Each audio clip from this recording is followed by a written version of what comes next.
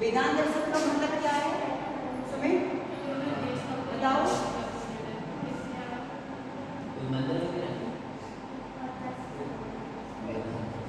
ज्ञान क्या चीज है? ज्ञान व्यक्ति के अंदर हो ज्ञान मनुष्य का जीवन आधार है या नहीं? ठीक है। शिक्षा प्राप्त करने से मनुष्य का क्या होता है?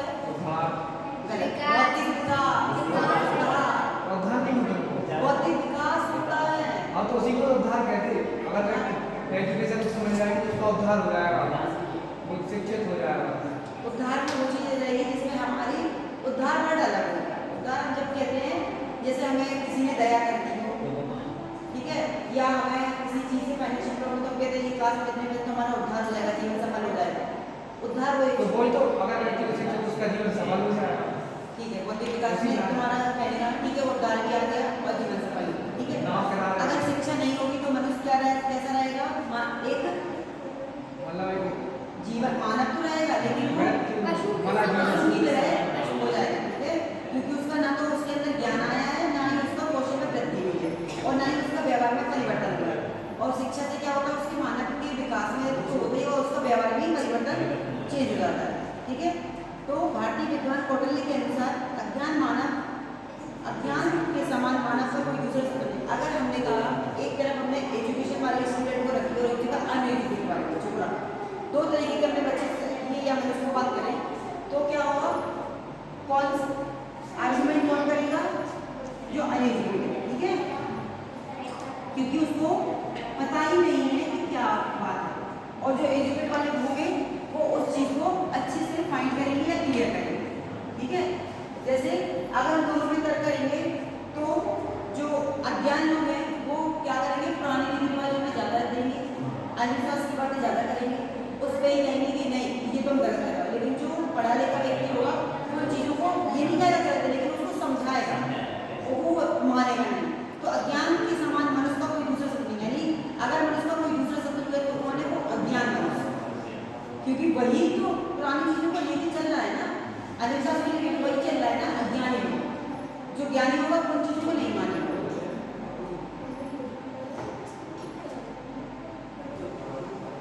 एक आएगा आपका भारतीय दर्शन, इंडियन दर्शन। क्योंकि हमारा सब्जेक्ट एजुकेशन से रिलेटेड है, एजुकेशन का मतलब होता है शिक्षा का शास्त्र। ठीक है, हमें शिक्षा के बारे में ये बताना है कि पहले शिक्षा कैसे थी, आगे कैसे कैसे बदली। तो जैसे आपका हमने पुराने वाले चैप्टर में आपको बता दिया था कि पहले शिक्षा कैसे होती थी। बच्चे गुरुकुल जाते थे, बताया था, गुरुकुल में जाते थे टीचर्स के पास, क्यों? उन्होंने बताया था कि नहीं। ठीक है, और उनकी एक लिमिट होती थी एज की, 5 साल से शुरू करते थे और 10 से 12 साल तक उनकी शिक्षा की एक लिमिट होती थी। उसके बाद वो शिक्षा ग्रहण नहीं करते थे, फिर अपने गृहस्थ जीवन में आगे बढ़ जाते थे, जो भी उनका काम होता था। भारतीय दर्शन की बात करें तो दर्शन का शाब्दिक अर्थ है ज्ञान के प्रति प्रेम। दर्शन का मतलब ये नहीं है कि हम भगवान का दर्शन करें, इसका मतलब है ज्ञान के प्रति प्रेम। ठीक है, क्योंकि हमारा सब्जेक्ट में चला तो हमें शिक्षा से जितना लगाव लगाएंगे वो हमारे लिए उतना ही इम्पोर्टेंट होगा। तो दर्शन की 3 शाखाएं होती हैं। आपने अगर पढ़ी होगी हिस्ट्री में, मीमांसा शब्द पढ़ा है हिस्ट्री का?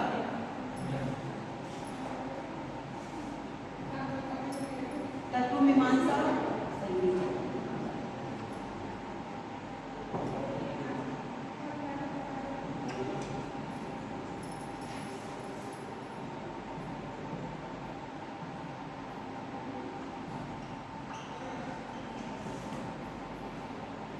मूल्य मीमांसा दिखाई दे रहा है?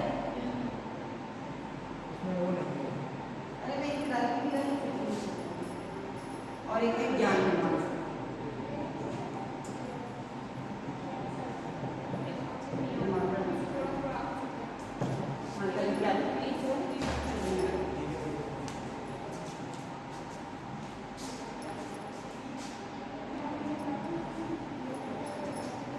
हमने इसके 3 टाइप्स बताए, किसके? भारतीय दर्शन। ठीक है, ये क्या है? भारतीय दर्शन, हमारा इंडियन दर्शन। इसके 3 प्रकार हैं, एक तत्व मीमांसा, मूल्य मीमांसा, ज्ञान मीमांसा।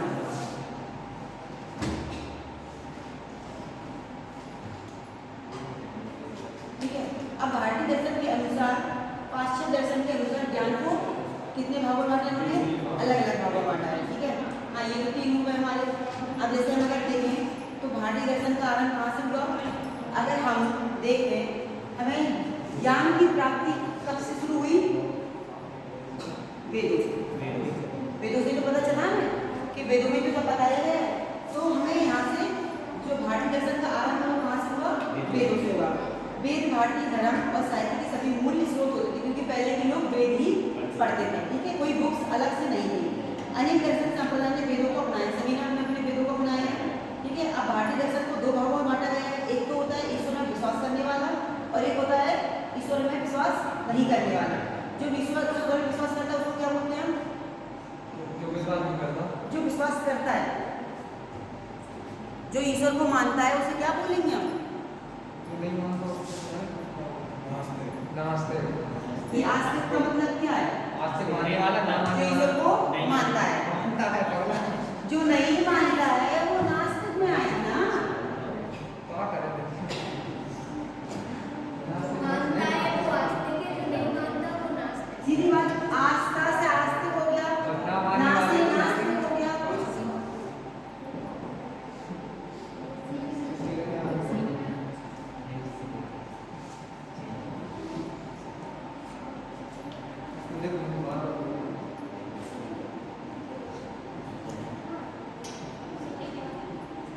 ठीक है।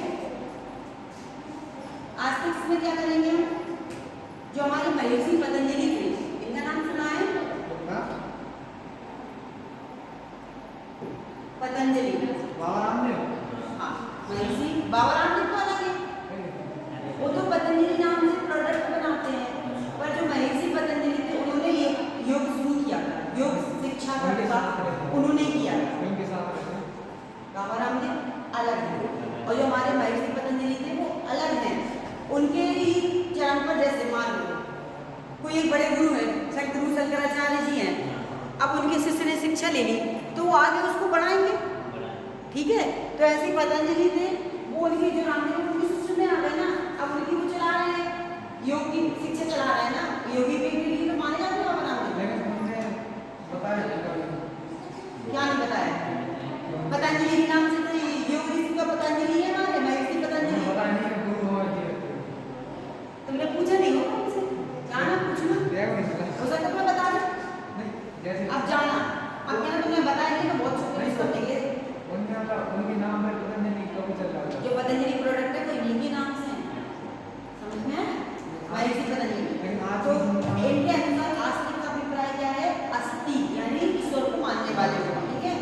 जो ईश्वर पर परलोक, यानी कि उनका कहना है कि आस्तिक दर्शन की विचारधारा कही जाने वाली वेदों की सत्ता को मानते हैं, जिसमें हम ये सब यानी कि हम जिसमें प्रभु से ही रिलेटेड बात करेंगे, ईश्वर से ही रिलेटेड करेंगे, उनके अनुसार चलेंगे। ईश्वर ही हमारे लिए सब कुछ है, वो हमारा ईश्वर में ही आस्था रखेगा। ठीक है। दिन भर उसमें लगा रहेगा, वो हो गया आस्तिक में। और नास्तिक में क्या होंगे? महर्षि पतंजलि ने इनका वर्णन किया है, इन दोनों को किसने बताया है? इन्होंने। ठीक है, आप समझ में आया? इनके अनुसार इन्होंने भाषा दी है।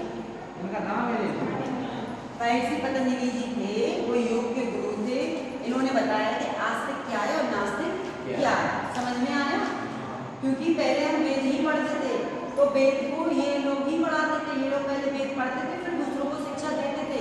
कोई पहले आपकी राजनीति शास्त्र ये सब किताबें नहीं थी, इसलिए वेद होते थे। समझ में आया? और इन्होंने बताया कि नास्तिक क्या होते हैं? जो नास्तिक को माना जाता है, जो ईश्वर को नहीं मानता है, वह ईश्वर के परलोक पर विश्वास नहीं करता है। अब जैसे लोग कहते हैं कि अच्छे काम करोगे तो तुम परलोक से तर जाओगे, यानी कि वो ईश्वर में आस्था रखता है। ठीक है। भगवान तुम्हें पाप देंगे, तुमने ये झूठ बोला और तुम्हें पाप के भागी रहोगे, अब तुम्हें नरक में जगह मिलेगी। तो ये बात कौन करते हैं? जो आस्तिक होते हैं, जो आस्था रखते हैं। पर ना, अगर इस बात को हम नास्तिक की तरफ लेंगे तो क्या है? ऐसा कुछ भी नहीं है, सीधी बात है, हम नहीं मानते इस चीज़ को, ऐसा कुछ नहीं है, हम तो अपने हिसाब से चलेंगे। तो ये बात उन्होंने महर्षि पतंजलि ने एक्सप्लेन करके ये बताइए कि आस्तिक नास्तिक में क्या डिफरेंस है। समझ में आया कि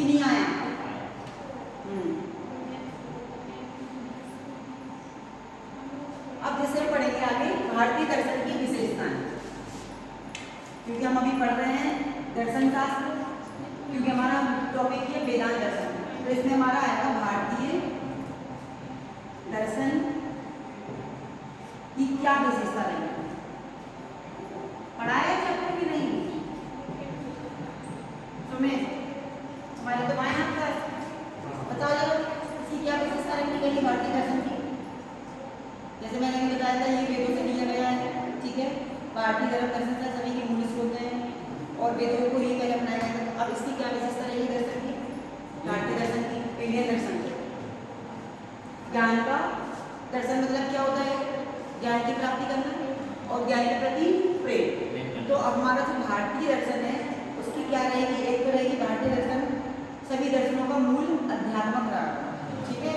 दर्शनों का मतलब जितने भी जैसे वेदांत दर्शन हो गया, अलग अलग दर्शनों के नाम लिखे रहते हैं, तो उनका मतलब है कि ये सभी दर्शनों का अध्यात्मक रहा है जो हमारे विषय रहे हैं। भारतीय दर्शन जगत में नैतिक शासक सत्ता को मानते हैं।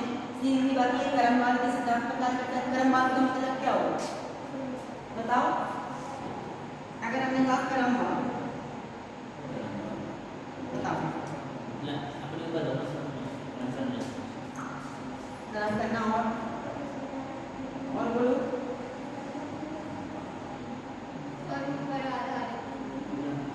कर्मवाद यानी कर्म पर आधारित। सीधी बात है ना, जैसा काम करोगे वैसा करोगे। अब तुम मान लो दिन भर पूजा कर रहे हैं और काम कुछ नहीं कर रहा है, कमाने नहीं जा रहा है, घर पे कह रहे हैं हम तो मंदिर, लोग कहते हैं कि पूजा पाठ करोगे तो भगवान तुम्हें देगा, ये सब देगा अगर ये देखा जाए।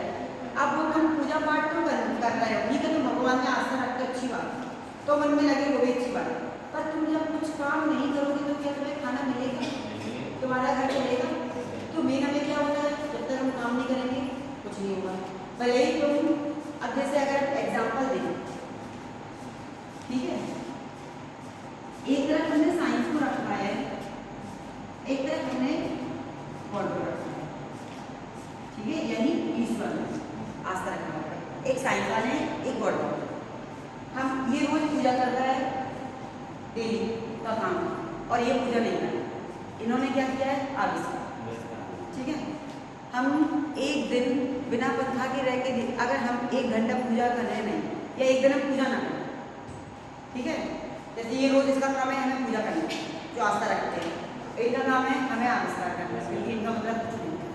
आप डेली की रूटीन में देखेंगे एक दिन बिना पंखा के रह सकते हैं, क्योंकि इससे आपको क्या मिलती है, हवा, ठीक है। हम एक दिन बिना पूजा पाठ के रह सकते हैं, रह सकते हैं। तो इम्पोर्टेंटली कहाँ आई है, साइंस की है, ठीक है। हम पूजा पाठ कर रहे हैं लेकिन उससे हमें कुछ मिल भी रहा है या नहीं, बस मन में आस्था है कि हमें कुछ, लेकिन ऐसा कुछ भी नहीं। देखा जाए तो हम आस्था व नास्तिक की बात करते हैं, हम साइंस के बिना नहीं रह सकते, हम गॉड के बिना रह सकते हैं, पर आप साइंस के बिना नहीं रह सकते, बिना मोबाइल के रह सकते। किसकी देन है, साइंस। क्या हमें भगवान ने ऊपर से फोन टपकाए, क्या भगवान ने ऊपर से कंप्यूटर टपकाए? तो हम इनके बिना रह सकते हैं, खाना बिना नहीं रह सकते, जाहिर सी बात है। तो कर्मवाद क्या कहता है कि कर्म करो, ये नहीं कि आप दिन भर पूजा पाठ में लगे हो कुछ भी काम नहीं कर रहे हो, क्योंकि उससे ही हमारा घर नहीं चलेगा। आस्था अपनी जगह है, ठीक है, मन में बैठा दो भगवान है, लेकिन हमें काम पर ज़्यादा ध्यान देना, समझ में आया ना, जो कि तुम नहीं करते हो। तो उससे क्या होगा, मन में तुमने आस्था रख ली, तुम्हारे पेपर आ गए, अब तुम पढ़े कर रहे हो पर खुद को नहीं उठा रहे। कर्म का मतलब ये कि हमें अपनी किताब को पढ़ना है, रोज उस पर ध्यान देना है। 70% मेहनत पर विश्वास रखो और 30% भगवान। मेरे ख्याल से 90% मेहनत पर विश्वास रखो, 10% ईश्वर पर विश्वास। नहीं, मैं तो 30% रखता, क्योंकि कर्म करो और अपने ऊपर विश्वास रखो। अब हम मान लो 30% में भी 30% में अगर हमने 24 घंटे में से हमने 2 घंटे भगवान को दे दिए, ठीक है, और आप कह रहे हैं बुक को देख लेते हैं लेकिन पढ़ नहीं रहे। नहीं पढ़ेंगे, अब बिना पढ़े तो सम्मान के यहाँ बैठे तो बस मेरे ख्याल से 90% हमें शिक्षा पे ध्यान देना चाहिए, 10% आप अपने जो भी आपकी आस्था के वो है उन पे ध्यान दें, तो ज़्यादा प्रॉफिट है। भगवान 70% तो बहुत कम है मेरे ख्याल से शिक्षा के लिए। वो आपने मन में मेंटलिटी जैसे बिठा ली, वो आपके अकॉर्डिंग है। आप देखो जैसे जो लोग पूजा नहीं करते हैं तो क्या उनका दिन अच्छा नहीं जाएगा, क्या वो सुबह से उनका दिन खराब भले ही आपने चलो सुबह से अपने काम देना चलाएंगे, पूजा पाठ कर गए और आपसे टीचर आपसे भड़कने लगे, अब आप कहोगे हमारे खराब कर दिया। एक एग्जाम्पल है, तो आप तो पूजा करके आए ना, आपको मन में मेंटलिटी निकाल गया कि हम तो पूजा करके हमारा दिन अच्छा जाएगा, पर हो सकता है बस में जा रहा हो, कंडक्टर ने आपको भड़का दिया, ड्राइवर आपको चिल्ला के कह रहा नहीं दे रहा सीट, तो वो तो ऐसा है, मान तो नहीं मान तो वही बात है ना कि तुम मतलब तुमने तो माना है ना हमारा दिन अच्छा जाएगा, तुम तो मान के चले ना, मैं तो मानता हूँ। पर दिन खराब गया ना। तो वो तो अपने कर्म से हो ना। अब इसमें तुमने कर्म थोड़ा, इसमें कर्म कैसे आई, यहाँ पे कर्म तो कुछ है ही नहीं सेंस। देखो मैं ऐसे नहीं कर रहा, घर पे अपन ठीक है भगवान के सामने हाथ जोड़ के निकल लगा, अब अपन ने कुछ पार्टी की जवाई तो दिन खराब जब भगवान है। एक बात बताओ, आप सुबह उठे 6 बजे, उठे आपने नहाया धोया, 7 बजे पूजा करने बैठ गए, आपने क्या अभी तो कोई काम नहीं किया ना, सिर्फ आपने भगवान पे ध्यान दिया है, आपने सोचा हमने पूजा कर ली, हमारा दिन बहुत अच्छा जाए, खाए नाश्ता किया, घर पे अच्छा दिन गया, मम्मी ने हमको नाश्ता दे दिया बढ़िया तरीके से, तैयार होगा रेडी होगा निकले, अब यहाँ पे आपने अभी कोई कर्म किया नहीं किया ना, सिर्फ भगवान जी को ये काम किया, ठीक है, रास्ते में मालूम कुत्ते ही आपके पीछे पड़ गया और आप गिर गए, तो अब भगवान कौन से बीच में भगवान ने मेरी वही तो मैं आपको कह रही हूँ ना, जैसे आपने मन में तो यही सोचा था ना मेरा दिन अच्छा जाएगा, मैं तो एग्जांपल दे रही हूँ, और मान के चलो धन मिल गया 2 क्विंटल तो अपन नहीं सोचेगा 2 भगवान क्विंटल धन, मान लो तो अपन जो सोचेगा भगवान। आज के जमाने में धन 1 रुपया नहीं मिलेगा रास्ते में, धन 2 क्विंटल कैसे मिलेगा? मान के एक चक्का मर गया तो आदमी ये नहीं कहेगा कि भगवान ने दिया, नहीं यही कहेगा कि मुझे तो भगवान ने आज पैसे दे दिए, ये नहीं कहेगा कि खुद की आंखों के द्वारा मिले, अगर आप नहीं देखते इग्नोर चले जाते, मान के चलो किसी ने हमला कर दिया अगर उस जगह बम पड़ा होगा तो तुम देखोगे ही नहीं, तो भगवान ने करा, तो भगवान ने बम अच्छा हुआ भगवान ने बचा दिया, बम से बच गए, पैसे अच्छा हुआ भगवान ने बचा लिया तो पैसे मिल गए हैं, और अगर तुम्हारे रास्ते में पत्थर आके तुम गिर गए, अरे यार माँ तो आज देख कर आपने अपने कुछ गलत किया हो, नहीं ये कहो तो उसमें बार बार भगवान को नहीं लाएंगे।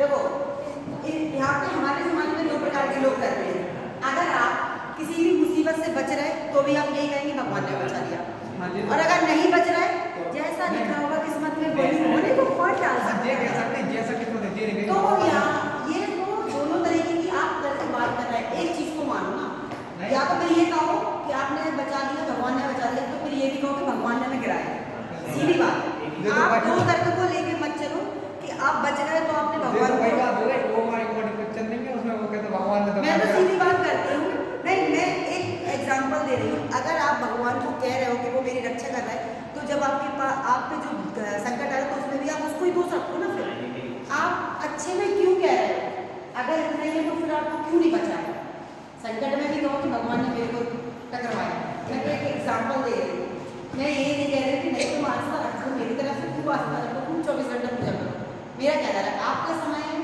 आपका जीवन है, आप कैसे भी जीवन, बस ये ज्यादा भगवान में भी हम बोल अरे नहीं 24 घंटा मैं इतना कहता जब तुम मुसीबत में जब भगवान को याद करो तो ये तो आपका ये तो फिर आप अपने फायदे के लिए मैं कर तो रहे हो, ये आपका फायदा है, ये आपका स्वार्थ है, मैं तो जब मुसीबत में रहता मैं तो आप जब मुसीबत आप तो कहना सुख के समय भी पूजो, सिर्फ हम आपने देखा हो अक्षर बच्चे हो या एनीबॉडी मनुष्य क्या है, स्वार्थी है, कोई भी मनुष्य ले लीजिए, मैं या आप हमेशा स्वार्थी रहते हैं, आपको जब जरूरत होगी तब आप मंदिर जाएंगे कि मेरे एग्जाम आया मुझे पास कर दीजिए, या मेरा पेपर निकाल दीजिए, ये भगवान मैं आपको इतने पूरा पैसा चढ़ाऊंगा, देखो भगवान तो खाएगा नहीं जाए, क्योंकि उन मूर्ति को हम मना पंडित खा रहे हैं, आपको पता भी है फिर भी आप साथ चढ़ा रहे हो, आपको पता है वो नहीं खा रहे हैं, फिर भी आप पैसे डाल रहे हो क्योंकि पता है मूर्ति नहीं है, तो ये चीज आपको पता होनी पड़ेगी, कहते कि तुम्हारा भला हो जाए 500 डालो, तो यहाँ पे जब आपको पता है ये सब चीज हो रही है तो फिर नहीं करो ना वो चीज, चला देखो धर्म को आगे कौन बढ़ा रहे हैं, हम ही लोग बढ़ा रहे हैं, सीधी बात है, जहाँ हमने ये चीज बंद कर दी तो अपने आप ये सब बंद हो जाए, तो क्यों नहीं होंगे, जब आप हम बढ़ेंगे तभी तो होंगे, एक जन करने से कुछ नहीं होगा, ठीक है, अगर वो कर भी देगा तो उसे दबाने वाले बहुत होंगे, तो यही हम कह रहे हैं ना कि आप बुरे वक्त में कर रहे हो तो स्वार्थ कहलाएगा, आप 24 घंटा करो ना बिना काम के भी आप करो, अगर भगवान को करना तो आप तो वैसे भी कर सकते हो, नहीं अगर 24 घंटे भगवान है तो बर्बाद हो तो पता है ना कि यहाँ पे बर्बादी के लक्षण हैं, इसलिए काम पे ज़्यादा ध्यान दो, कलम पे ज़्यादा ध्यान दो, दूसरों की निस्वार्थ बिना बिना अपने मन में ये डाले कि मुझे इससे कुछ मिलेगा, हमें सहायता करनी है। हमें वो कुछ भी नहीं दे, एक भिखारी हमें कुछ भी नहीं देगा, फिर भी हमें उसकी हेल्प करनी है, वो होता है कर्म, वो तुम्हारा कर्म कहलाएगा। ये नहीं कि हमें क्या करना है, इसकी सहायता करेंगे, हमें कौन सा कुछ सहायता अपनी करो जो बूढ़े बूढ़े अब आ गए बड़ी हट्टी कट्टी। हाँ, उनकी मत करो क्योंकि वो खुद खाने वाले हैं। मैं तो कहती हूँ किसी को पैसे मत दो, वो पैसे तो कहते देने लाओ, चाहिए ये लाओ, क्योंकि वो कमा सकते हैं। आपकी मेहनत है, आप क्यों किसी पे इन्वॉल्व कर रहे हो, उससे खाओ वो कमाए। हाथ पैर है ऊपर कमा सकते हो। बस यही बात है, उन लोगों की मदद करो जो नहीं करना, बूढ़े बुजुर्ग हैं, हमारे माता पिता जैसे उम्र के लोग हैं, या उनके हाथ पैर नहीं हैं, उनकी मदद करो, ये कहने का मतलब है। ठीक है, आया समझ में? तो भारतीय दर्शन क्या कहता है, कर्मवाद पर ध्यान देता है। ठीक है, अज्ञान को बंधन या कष्ट का कारण मानता है, सीधी बात है। अगर इंसान अज्ञानी है तो वो एक बंधन में रहेगा और वो हमेशा कष्ट बना रहेगा, क्योंकि उसको पता ही नहीं है कि हमें अपने जीवन का कैसे निराकरण करना है, उसको समझ में नहीं आएगा। तो भारतीय दर्शन का कहना क्या है, वो अज्ञान ही हमारे बंधन और कष्ट का कारण है। अगर ज्ञानी होंगे तो हम कष्ट में नहीं रहेंगे, क्योंकि हम कुछ ना कुछ तो सुझाव ढूंढ ही लेंगे। ठीक है, आगे समझ में? भारतीय दर्शन कहता है कि हमें एकाग्रता, चिंतन और ध्यान पर बल देना चाहिए। एकाग्रता यानी क्या होती है? एक टारगेट लेना, अपने मन को एक जगह पर रखना। ये नहीं हमने कहा आज हम ये काम कर रहे हैं, फिर कल किसी की बातों में अब तो हम ये बिजनेस करेंगे, नहीं, हमारे दोस्तों ने समझाया, फिर कल के दिन किसी ने कहा नहीं तुम ये मत करो, ये इसमें नहीं, तो हमारा दिमाग अभी एकाग्र नहीं है। ठीक है, कई जब हम एडमिशन लेने आते तो कई लोग कहते हैं अरे तुम बीए करिए, किसी ने नहीं तुम बीएससी करो, अरे यार तुम बीकॉम करो, वो ज़्यादा फायदा है। अब हमारे यहाँ से दिमाग भटक गया। अगर आपका मन एकाग्र है तो आप एक लक्ष्य को लेके चलो कि मुझे ये डिग्री ही चाहिए और मैं इससे ये करके रखूँ, तो यहाँ पे एकाग्रता लानी होगी। समझ में आया कि नहीं आया? मुझे तो आया, मैं पहले शारदा में जाना था, मेरे दोस्त ने मुझे समझाया पर्सनल बेस्ट, तो यहाँ पे तो मुझसे समझाने से तो फिर मेरे पता फिर मुझसे अपने दिमाग का यूज कहाँ किया? गलती करता ही फर्स्ट दोस्त की बात मान के यहाँ के गलती कर हाँ तो तुमने क्यों मानी? यहाँ तो तुम्हारा दिमाग भटकाया है ना उसने, क्या है क्या तुम क्यों भटके? तुमने अपने दिमाग को अरे क्यों मैं भटका तो दिया? पढ़ना बन गया जब जे जैसे पढ़ रहा था नो, कॉलेज तो सभी बढ़िया रहते हैं मेरे हिसाब से, सब बढ़िया, क्योंकि डिग्री तो वो भी देगा तुम्हें, वो भी देगा। इनके साथ देवी एक दिन उसमें ऐड आ रहा था, कमेंट कमेंट आ के बर्बाद हो जाओ, साथ देवी कह रहा है बीच बता दे कि तो मैं क्यों कह रही हूँ इसमें आगे बर्बाद है? तो इतना थोड़ा सही है, मतलब इतना ऐड अभी तक मतलब परशुराम का जो भी ऐड है उसमें कमेंट ऐसी नहीं देगी जैसे साथ क्योंकि है ही ना, तो कॉलेज के सब नहीं है तो लोग कर देते हैं भाई जान नहीं, मैं बता रहा मैं तो यार कुछ है कि ऐसे था, पर उनका जो इसमें पढ़ा रहा मैं यही कमेंट कर दे तो मेरा हमारे नहीं कोई, तो वो तो बच्चों की बात है, उन पे हमें ध्यान नहीं देना चाहिए, मेन चीज हमें देखनी चाहिए। ठीक है, जो है तो ये हो गया आपका भारतीय दर्शन के बारे में समझ में आ गया। ठीक है, आधा तो तुम लोग इसी में ही दिमाग में डाल दो।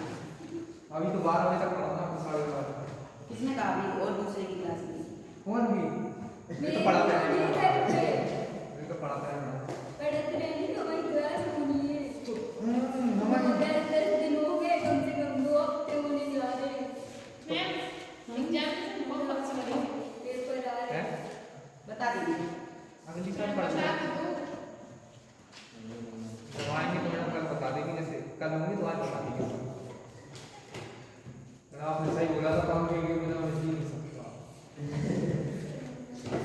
तुम लोग ना वाकई में पढ़ते कम हो, कमेंट में जाओ। नहीं सही में महसूस हो रहा, पंखा नहीं है तो बताओ। तो हमें यही बताते कि मनुष्य को हमेशा ऐसे ऐसे काम करने चाहिए जो दूसरों के लिए पाए। अब देखो पंखा जिसने बनाया है, क्या उसने अपने लिए बनाया है? यूज तो सब कर रहे हैं ना। मोबाइल उसने अपने लिए बनाया है, क्या पर्सनल के लिए नहीं? वो ये सोचता कि मुझे क्या करना है, हम तो अपने कर लिए नहीं ना। तो हमें ऐसे काम करना चाहिए जिसमें दूसरों का भी फायदा, खुद के फायदे की चीज की गई वो एक स्वार्थी हो। निस्वार्थ से काम किया गया वो आपके कर्मवाद में है, स्वार्थ से किया गया काम कभी कर्मवाद में नहीं है। समझ में आया कि नहीं आया? तो आप ही आ रहा अगर आपसे कहे रोड जैसे जानवरों को अगर आपने कहा, किसी ने कह दिया कि तुम गाय को गुड़ से रोटी खिलाओगे तो तुम्हारा गाय अच्छा रहेगा, इंटरव्यू अच्छा रहेगा, हम क्या उसको रोटी रोज नहीं खिला सकते? जरूरी है इंटरव्यू के टाइम ही गाय को रोटी खिलाना? और एक बात बताओ, इंटरव्यू के टाइम गाय को रोटी खिलाने से कैसे हो सकता है? गाय हमारा तो इंटरव्यू लेने आ रही है, और गाय जाएगी भी नहीं ना लेगी, लेकिन इंटरव्यू लेने वाला तो बात देगी कैसे तय बना के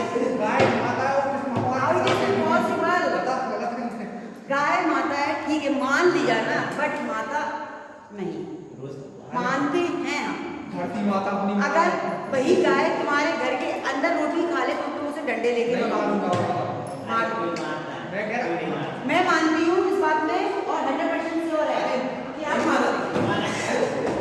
आपके घर में अगर अननोन कोई भी गाय आ जाए आप उसे मारे के भगाओगे, भगाओगे ना, डंडे लेके कुछ करोगे।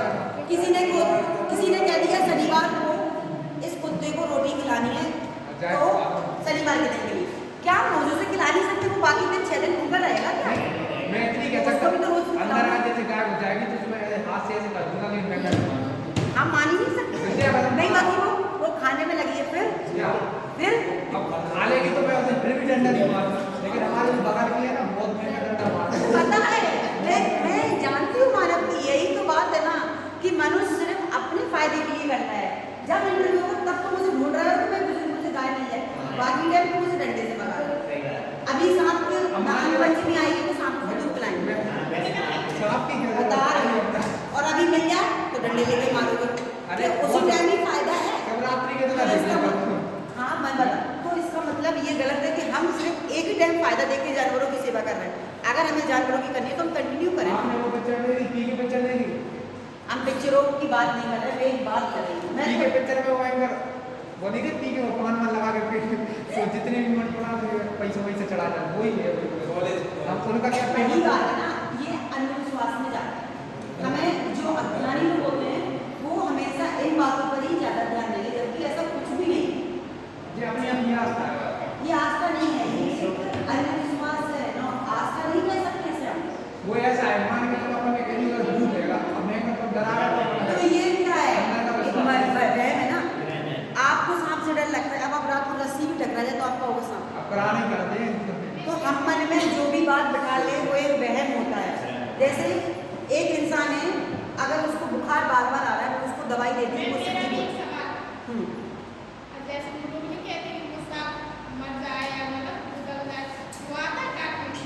कभी नहीं आता। ओ मेरा अगर नागिन मर जाए तो रात ही में आती है जो मैं सही कह रहा हूँ। ऐसा है अगर आपने देखा, मैडम को आपने देखा, मैंने मैंने तो नहीं देखा आज तक। ऐसा हो सकता है सपोज आप किसी भी जानवर को जबरदस्ती मार रहे हैं, ठीक है, और उसको आधा इनकम्प्लीट मरा छोड़ दे तो वो क्या सोचेगा ये हमारा सामने वाला दुश्मन है। पहली बात तो सांप को दिखाई नहीं देता ढंग से, वो ब्लैक एंड व्हाइट देखता है। इनमें कलर देखने की, जानवरों में कलर देखने की पहचान नहीं होती है। फोटो खींच लेगा आंखों से 4G का कैमरा लगाया रहता है ना वो तो मैं तो खींचेगा। उसकी कैपेसिटी कहाँ है फोटो रखने की? ऐसा रहता है जैसे हम नागिन कोई निकल ले तो गाड़ी से चल ले तो आ जा बदला कुछ बदला नहीं देता है। अगर आप देखेंगे तो ये सिर्फ एक काल्पनिक बातें हैं। जहाँ सांप सबसे ज्यादा रहते हैं वहाँ लोग कितने पकड़ते हैं। अगर आप देखें, आपने वो डिस्कवरी चैनल देखा है? उतने बड़े सांप ठीक है, अब वो इतने बड़े सांप पकड़ते हैं, क्या उनको कभी सांप मारने आए? और एक्सपर्ट है वो। क्यों एक्सपर्ट है? आप और हम ही हैं, वो पढ़े लिख के तो बने। उनके कभी देखा है कि उनकी फोटो निकाली जा रही है, सांप उनकी बदला लेने आए हैं ना? नहीं, वो तो कितने पकड़ते हैं। बोलो फिर उनकी फोटो क्यों नहीं निकाली जाती? क्या उन्हें भगवान से आशीर्वाद मिला है कि नहीं तुम्हारी फोटो नहीं निकाली जाएगी? ये सिर्फ फॉल्ट है जो लोगों में अवधारणा फैलाई जाती है। हाँ सही बात है। आप चीन में देखो सांप में आप लोगों को तो खाते हैं तो उनकी नागिन नहीं आती बदला लेने की। हमारे पति को कैसे खाया, हम तो बदला लेंगे। नागिन से बड़े तो बेईमान है वो तो इंसान है। अब यहाँ से यही बात देखो ना, सिर्फ ये हमारे भारतीयों में परंपराओं में फैली हुई चीज है। क्योंकि हम देखो हमारे दादाजी ने कहा, हमारे दादाजी हैं वो अज्ञानी थे क्योंकि वो पढ़े लिखे, सिंपल बात है। उनके भी पूर्वज थे वो भी पढ़े लिखे, उन्होंने जैसा बताया। अब उन्होंने अगर वो ज्ञान के होते तो वो उस चीज़ को पता करते, रिसर्च करते, लेकिन उन्होंने कहा जो मत मुझे कहा हमने मान लिया। लेकिन अब की पीढ़ी क्या करती है? रिसर्च करती है कि जो हमारे पिताजी कह रहे हैं वो सही भी है या नहीं। तो ये चीज़ होती है ज्ञान अज्ञान में कि हम पुरानी बातों को लेते हैं। सांप दूध भी नहीं पीता है कहने को देखा जाए, लेकिन कह देते हैं पीता है, ठीक है। अब वो मैंने तो खैर नहीं, मेरे ख्याल से अब वो अब कहो तो नहीं, वैसे तो देखा जाए तो नहीं होता है, और अगर कहोगे तो होता है। अब एक बात बताओ, लोग कहते हैं कि मरने के बाद आत्मा चली जाती है। जन्म ले लेती है, फिर वो कैसे आ गई अगर उसने जन्म ले लिया? इसका सब इनके मतलब सब क्वेश्चनों का आंसर वेद पुराणों में है। फिर मैं आगे मैं अच्छा ही लगता है, इसमें आर्गुमेंट होता है। वेद पुराणों में है इनके सब